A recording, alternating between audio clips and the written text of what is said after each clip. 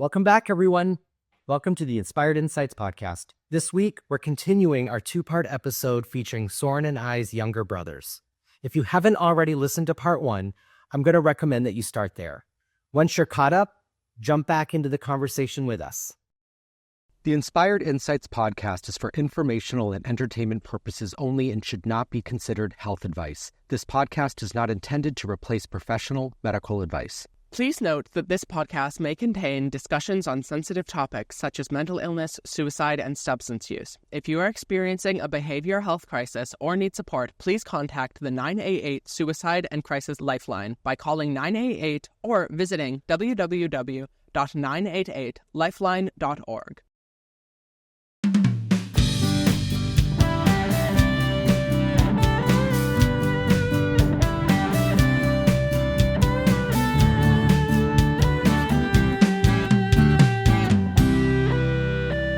Me and Soren, at least in the young age, we're very, very different. Me and Soren were like best friends for years and years and years.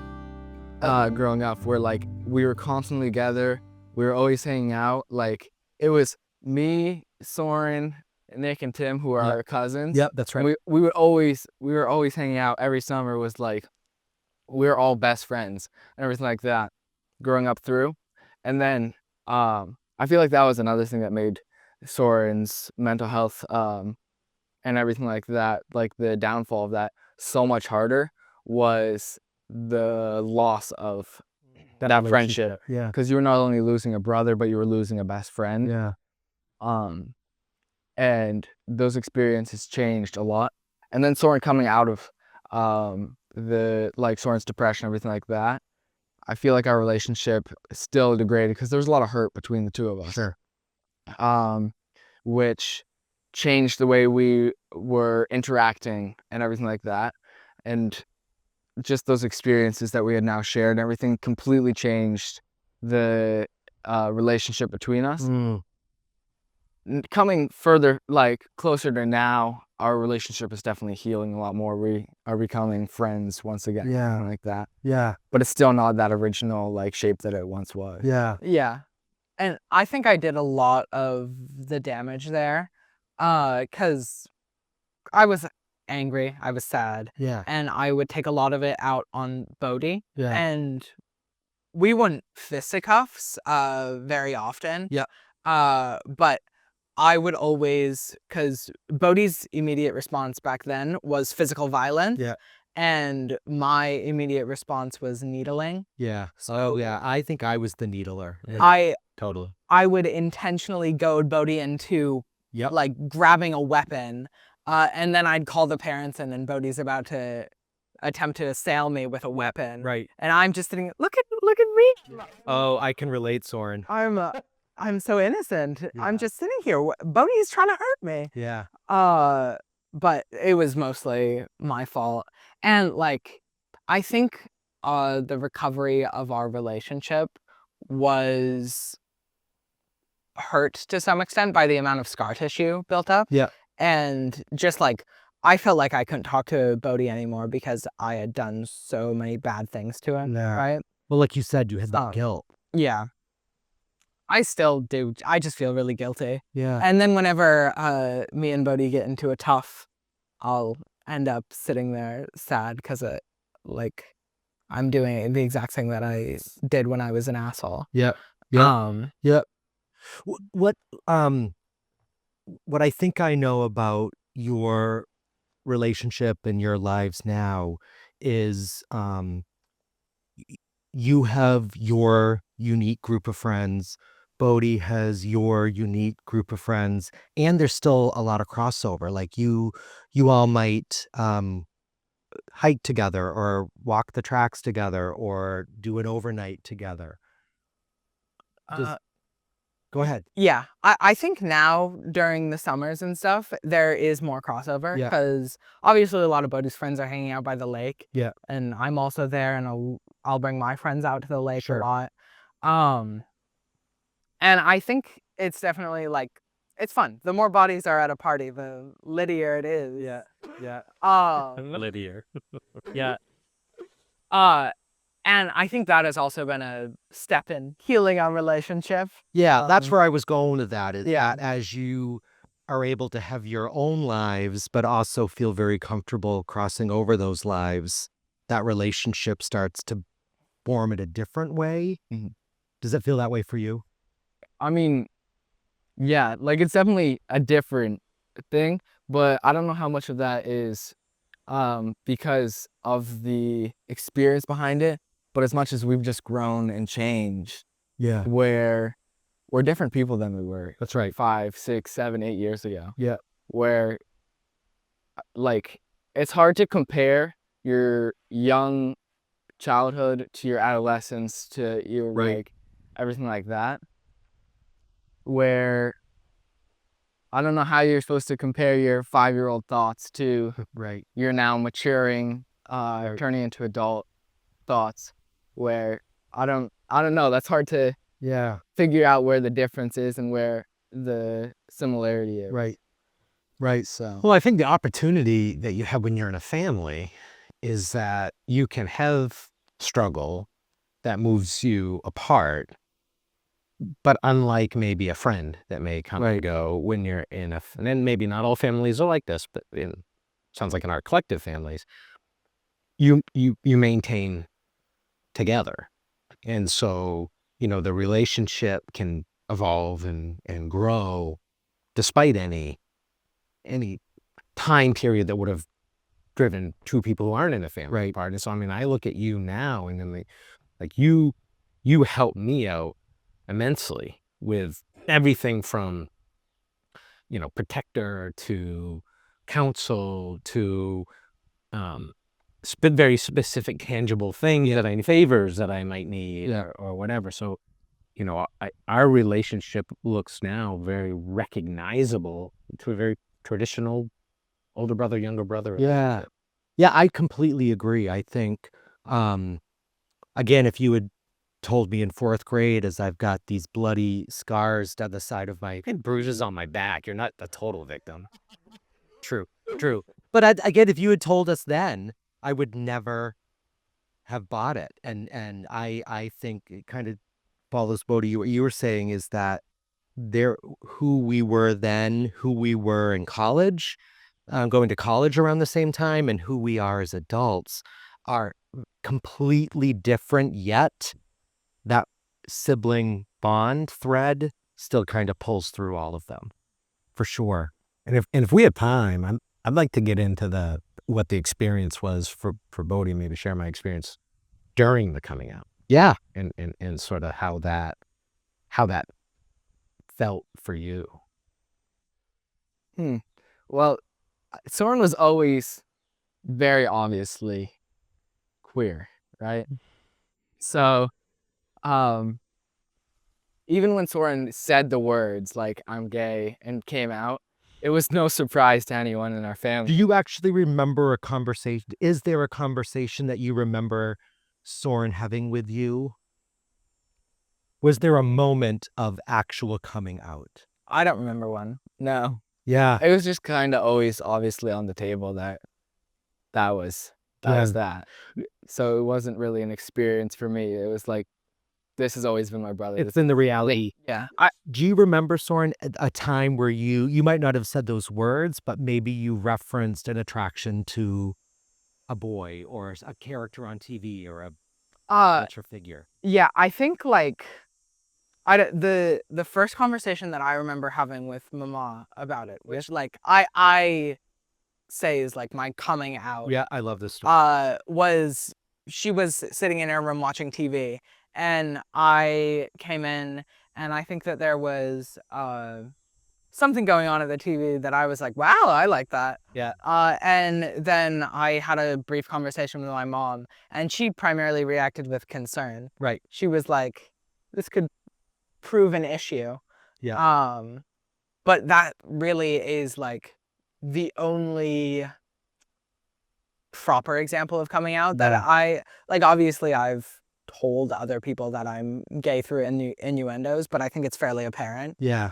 Uh, In your story, it's just, I think, been the reality you've always known. Yeah. And to some level, I would suggest to you, your parents have probably knew that as well. And for whatever reason, you leaned into it, and it just became a known reality of Yeah. your household. But it's all you kind of remember. Yeah, especially because both of us were so young too. Right. Good point. Like, I have to be honest, I don't remember a lot of my childhood, and I think a lot of that comes as a result of when I was unwell, intentionally scrubbing it. Right. But I don't remember a ton of what was happening. Yeah. I obviously I remember how close our relationship was, hanging out with our cousins every single day Yeah. of the entire summer, every summer. Yeah. But as Bodhi was saying, it's very difficult to compare and contrast Yeah.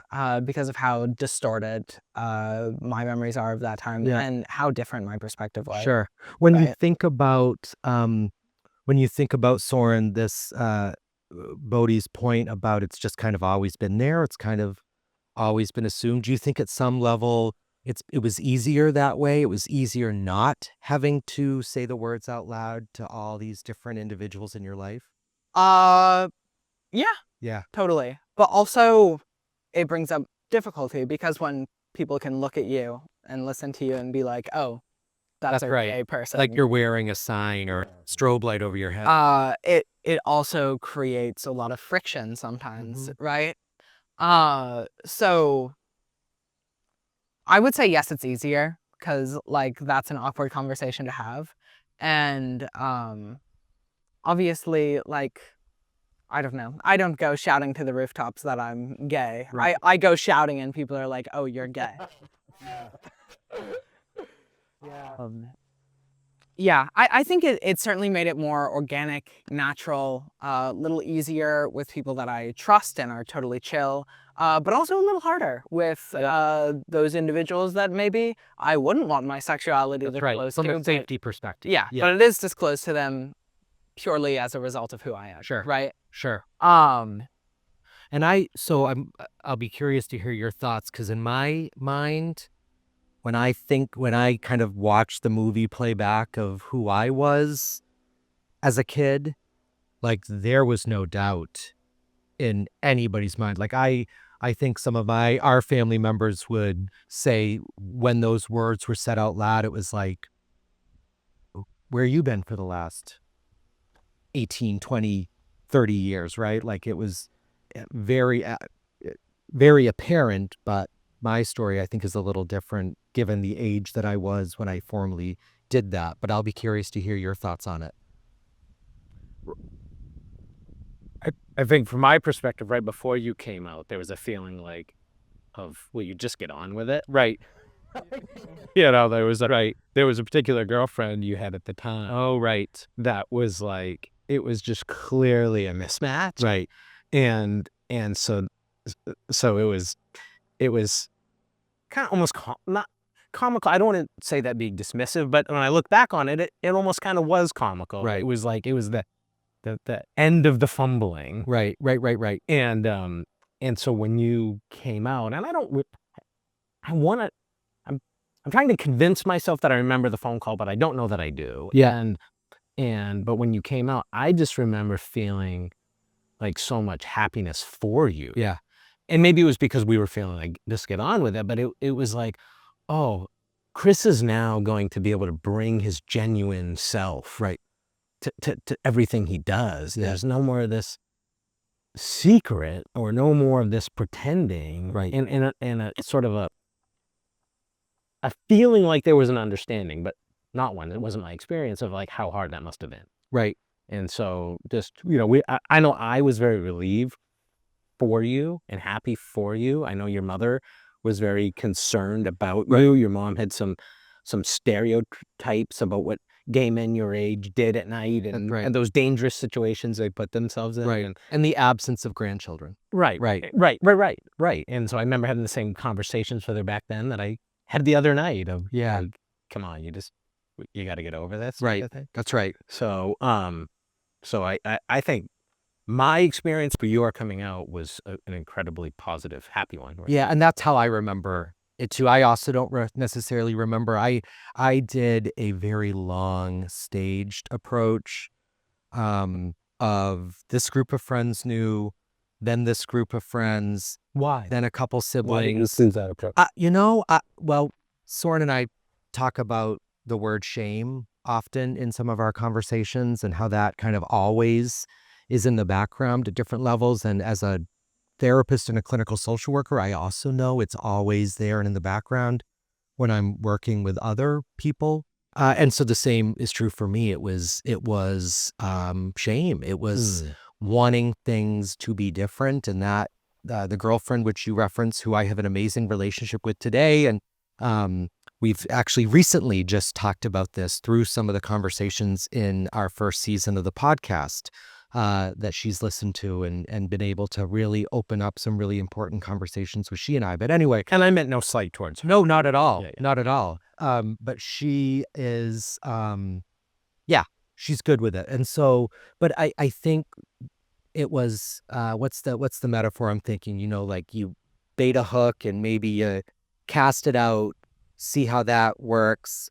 If it's successful, then you might bait a couple more hooks. And if it's not successful, then you put the fishing box away and carry on. So it was trial and error. So you were hoping to get back allies. Yeah. Okay. Yeah.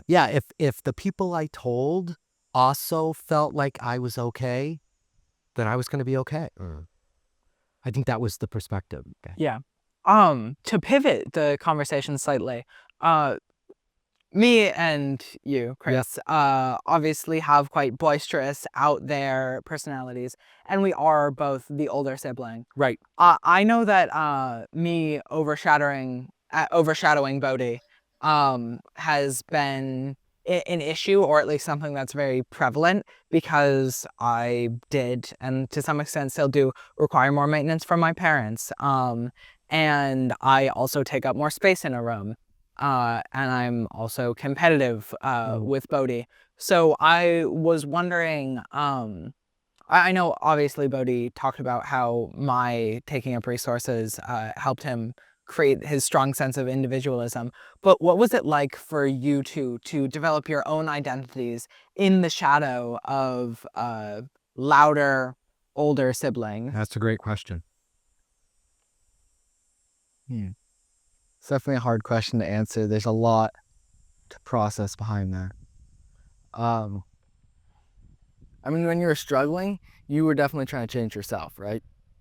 You disliked who you were as an individual. And I think that kind of carried throughout the family at the same time, though. At that time, you saw I lost a bunch of weight, started to work out, blah, blah, blah. And I think a lot of that was your self-doubt and everything carried on into me. Where, yeah, I was obviously a very privileged, cis, straight, white man, and I was it was clear to myself that I was obviously more normal, but there was still a difference, and with the confusion of you, it brought confusion to me. So I obviously was trying to figure out myself as an individual too. And I ended up leaning towards the more jock, as you would say, stereotypical jock of an individual.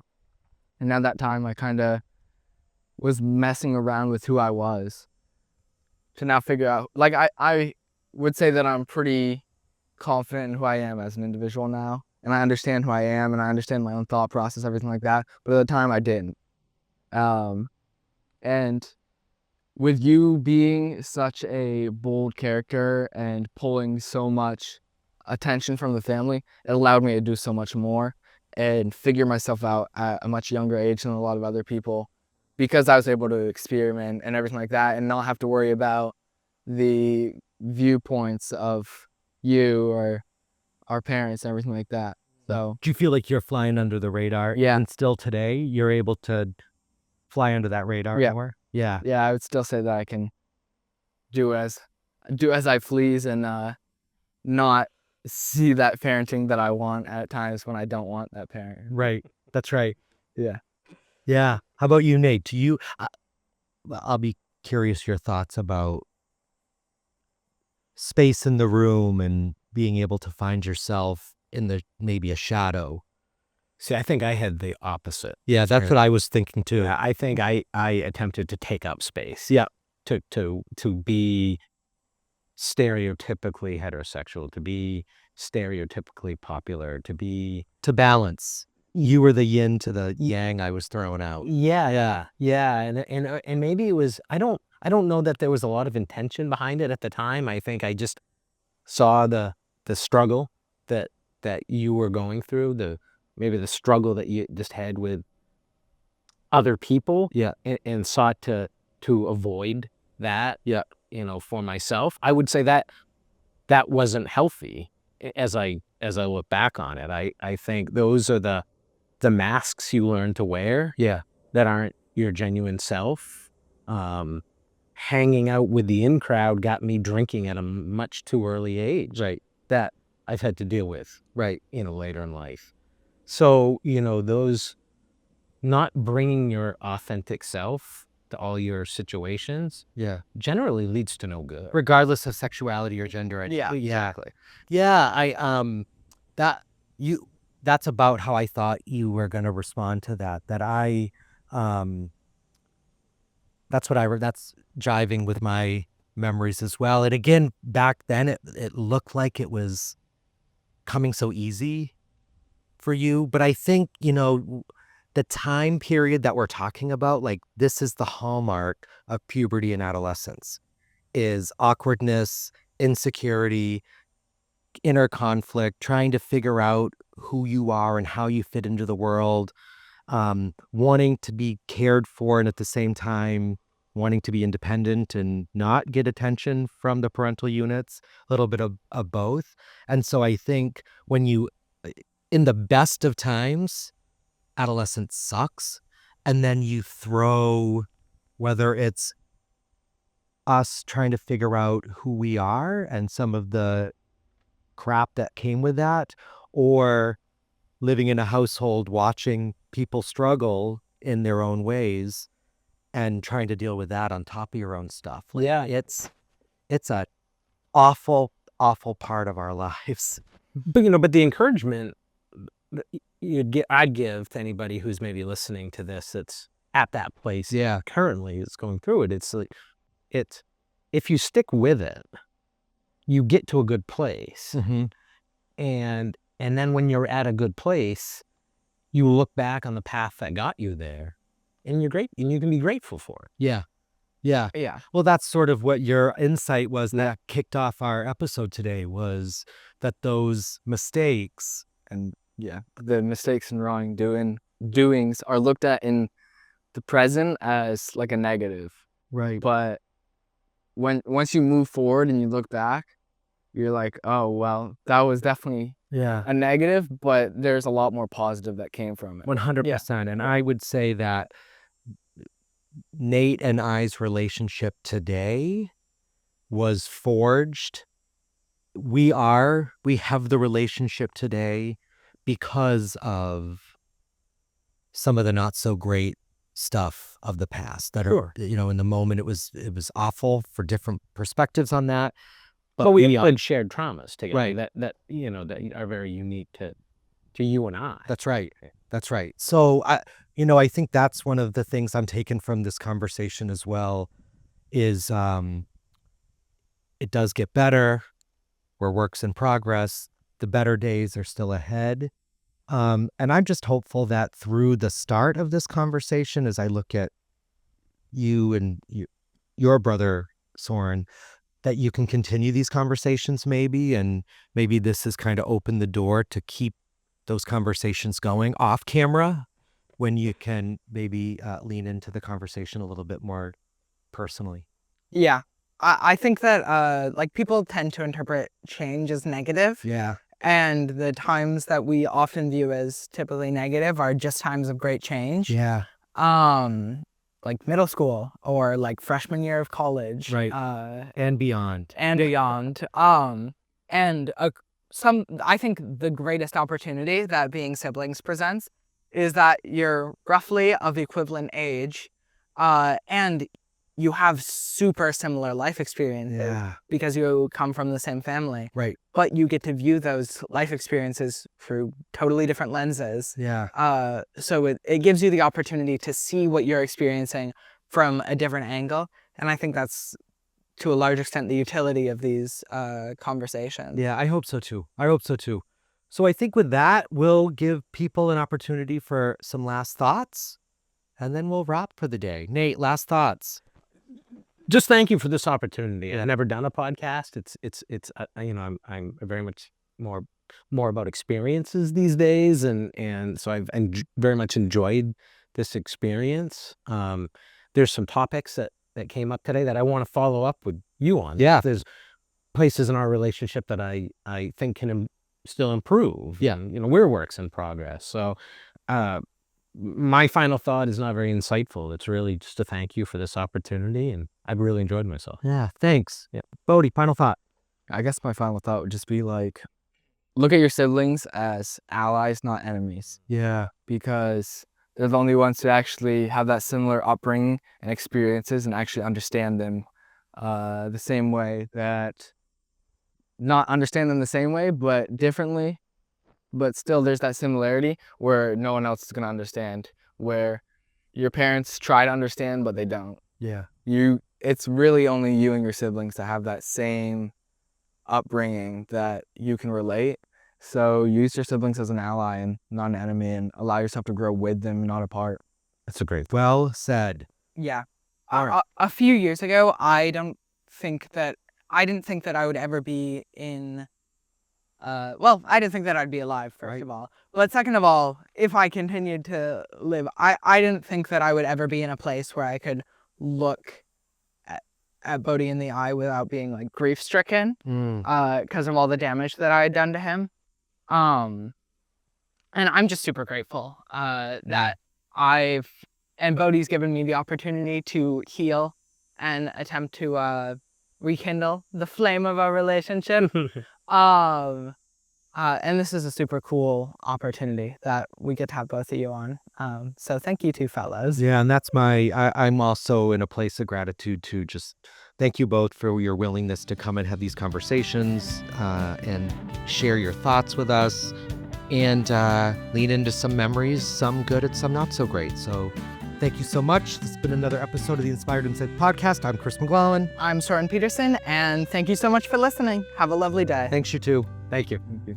The Inspired Insights podcast has been brought to you by Inspired Consulting Group, LLC. Edited and produced by Amanda Seidel and Derek Harder. Marketing support for the Inspired Insights podcast by Elizabeth Keenan. Music by Derek Harder. Please visit www.inspiredcg.com to learn more. Copyright 2024. All rights reserved.